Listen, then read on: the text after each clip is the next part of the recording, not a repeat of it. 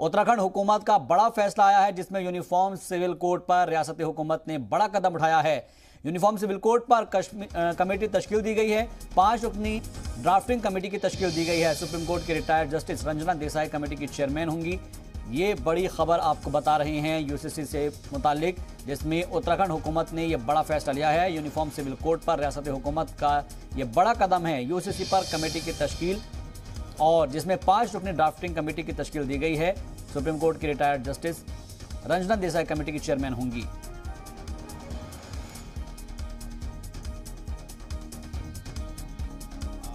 Uniform civil code की बात माननीय मुख्यमंत्री जी ने कही है, वो बिल्कुल ठीक है।